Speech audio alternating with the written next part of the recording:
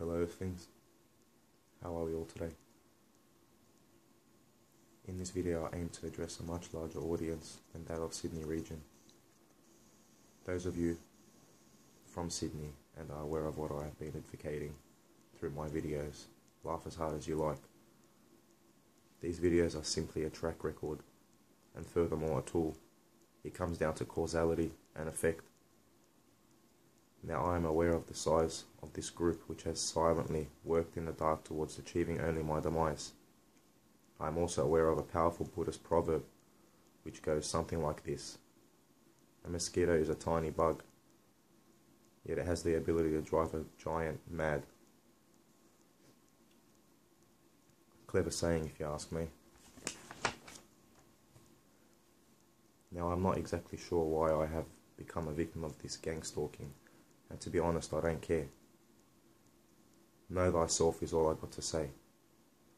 Surely to a viewer who is not aware of gangstalking and the role it plays in modern society, my claims and whole persona seems off, irrational. Furthermore, I seem delusional. And I know how I may be perceived in that light. Yet this cleverly designed and aimed method is designed in such a way that this is what the gangstalkers aim for. For example, when you punch someone, you aim to inflict physical pain. So when the gangstalkers hit you from a distance, using an array of harassment and intimidation techniques, they hope for your reaction to be no less than that of a madman. I do admit the methods they use are powerful, simple but powerful, and they do get you looking crazy, which does make it hard for a targeted individual to seek help. We must be careful with our choice of words and composure. Remember, they want you to look crazy, which is why they engage in the types of harassment they do. It is an evil and sinister method at killing a person slowly, because to be honest, I'm not bulletproof, so they could have easily shot me while I was living in my van, yet they have chosen this as a form of attack. Narcissistic and psychotic is all they are.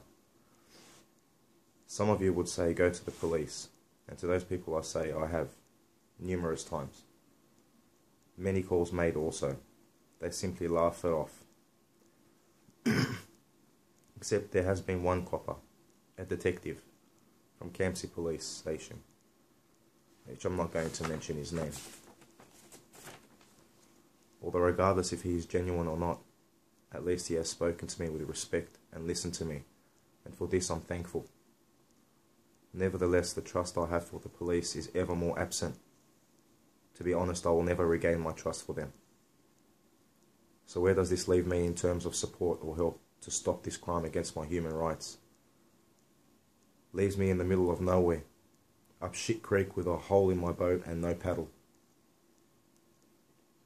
Those of you who believe our government will help, you're wrong. If the perpetrators involved in your gangstalking have some kind of influence within government agencies, law enforcement agencies, and simply have some sort of political pull within our judicial system, you can forget anybody listening to you or even helping you. You're pretty much on your own. It's actually frightening to be reassured about your theories on society and how it is in fact really governed. There are people within our Australian society, within Sydney, New South Wales, who, like I mentioned earlier, have power and pull within our system, that have a personal army at their disposal. Not only that, just think, they have access to government resources and technologies, not to mention previous policing skills, military training, etc. I am also aware of the union and partnership these people have with many underworld figures, certain family members of mine, and between other high-standing members of society just like themselves. I will wrap this up with one final thing. If for any reason I must act out illegally to defend myself and my well-being, if I must cause harm to another, I cannot be held accountable for it, as I have taken all the possible legal approaches to end this attack on myself, with no positive outcome, and yet the harassment continues. This is considered torture,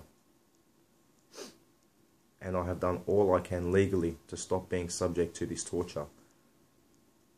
So in relation to gangstalking and to being gangstalked, I don't care about the law anymore, as the law does not care for me. All I want is for them to stop the torture, stop disturbing my sleep, stop disturbing my life, and stop causing psychological and emotional fear and pain. I will not kill myself, so stop it. So where does it leave me now?